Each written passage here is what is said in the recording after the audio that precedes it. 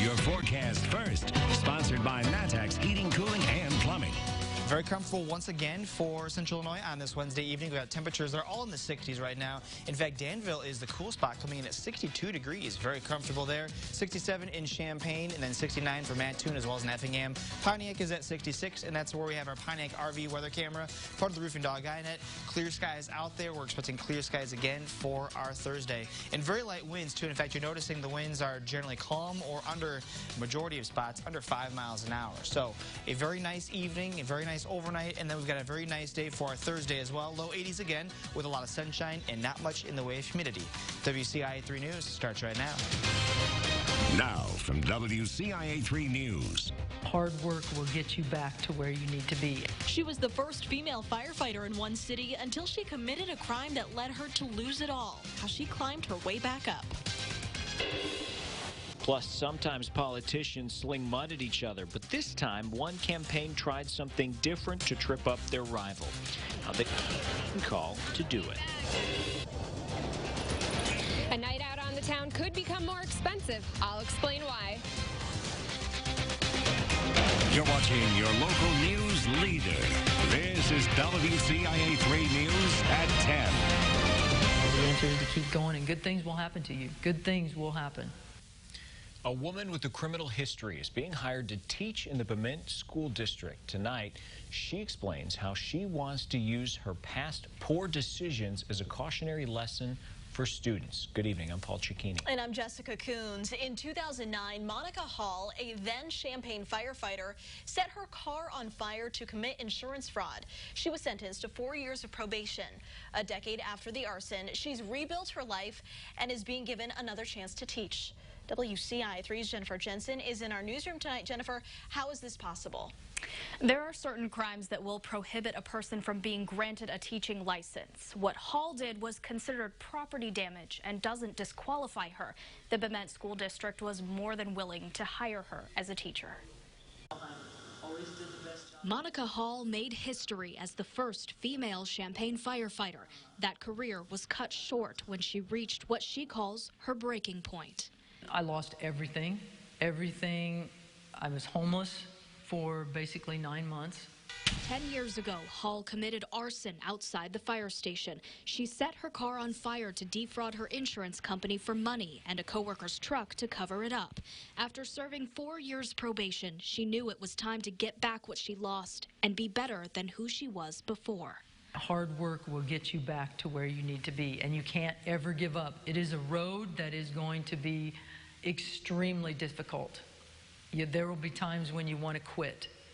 There will be easier routes to go, and you can't choose those routes. She had taught before, so she chose to go back to education. She appealed to the Illinois State Board of Education last year to get her teaching license back. At first, they were going to deny it. After pleading her case, the board reinstated her credentials. On Monday night, she was hired to teach PE and health in the Bement School District. I think she's going to be a great addition for us in the district, and I think that the kids and parents and staff are going to be truly very appreciative of Miss Hall. Superintendent Sheila Greenwood says she has full confidence in Hall. We feel really positive about this, and everyone deserves a second chance. Hall wants to use her mistakes to help guide kids in a better direction. You will fail at something. It may not cost you everything that you ever have, but you'll fail. But you can come back.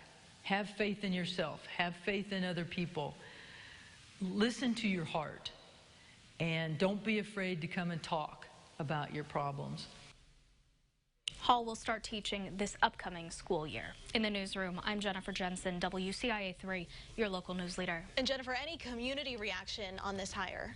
Jessica, the only people at the meeting were the board members and Hall herself, and nobody showed up for public comment. All right, Jennifer, thank you so much. Now, Hall coached basketball for the past 2 years in the Monticello School District.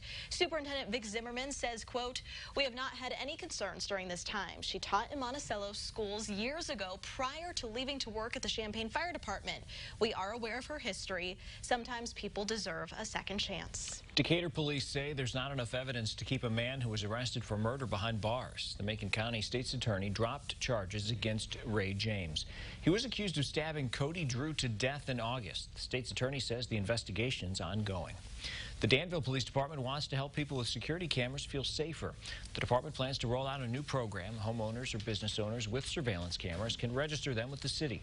That way, if there's a crime nearby, police can pinpoint who has a camera. They would call the owner of that camera and ask permission to use the video. Police say they hope this system helps solve crimes more quickly. They want to begin with this program next month. We have a follow-up from last night. We told you the city of Champaign is worried it doesn't have enough money to cover growing fire and police departments. Now it's considering raising the food and beverage tax for the first time since it was created in the 90s. WCIA 3's Jen Lask joins us live from downtown Champaign tonight. Jen, what are people saying about this idea? The city is considering a 2% increase on its food and beverage tax, and some of the people I spoke to said that wouldn't stop them from going out to restaurants and bars, but others said they'd have to think twice. People can always elect not to eat out. It's much harder to elect not to pay your heat or gas. That's why Champaign Finance Director Kay Neese says the city should consider increasing its food and beverage tax, which would affect restaurants, bars, and gas stations where meals are served. Neese says the city's population has grown, but its staffing has shrunk. Now, departments including fire and police say they need more people to keep up with calls. And after state lawmakers approved a continuation of a 5% income tax cut this year, we realized we didn't have enough funds available in order to pay for all of those needs. So, Champaign began looking for ways to trim its budget and bring in more money. It's also a tax that is paid by both residents as well as visitors. And visitors also use city services too. So it was a good way to capture back some of those costs that we bear from visitors coming into the city. The increase would bring its food and beverage tax to 2.5% total, meaning if you spend $5 on a drink, you'd be taxed 12 cents. Would that tax stop people from going out in Champaign? It just depends on who you ask. Generally, people, like to eat out.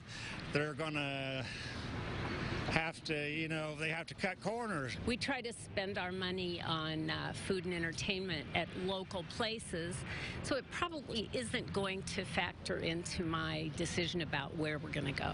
Neese says ultimately people want more public services in Champaign, but that comes at a cost. In order to be able to be fiscally responsible, we need to find a way to meet those services in a way that will maintain our AAA bond rating. Champaign City Council has until September 30th to decide whether or not to raise the food and beverage tax. If it does get passed, it'll go into effect starting in January 2020. Live in Champaign, Jen Lask, WCIA 3, your local news leader. All right, Jen, thank you. Champaign started enforcing this tax back in 1998. Right now, it's at 0.5%, and it brings in around $1.55 million every year. The city talked about a 1.5% increase last night, which would bring in an extra $4.65 million annually. At a 2% increase, which the council is leaning toward, it would generate an extra $6.2 million a year. New for you tonight, the Carle Illinois College of Medicine has opened a clinic at Carle's Curtis location in Champaign. Roughly 30 second-year medical students will be responsible for patients' primary care needs. They'll review health histories, take vitals, and perform physical evaluations, and consult with experienced doctors who are overseeing those cases. The unique part is that most students don't really get to say that they have their own patient panel that they follow longitudinally, and our students really will have that opportunity. They are going to follow these patients for 18 months and then hand them off to the next group of students. So really our patients are going to be well taken care of by our student providers. The clinic is open from 5:40 p.m. to 9 p.m. Monday through Thursday. We have shared a phone number to make an appointment on WCIA.com. It's been a lot of stop and go for one city project. What's moving forward after more than a decade? Plus, politicians are often accused of lying, but this time a campaign volunteer was caught pretending to be someone he wasn't. And later, the NCAA Basketball Academy is a chance for teenagers to get a feel for college ball, but it's also giving Illinois coaches a chance to study one recruiting target.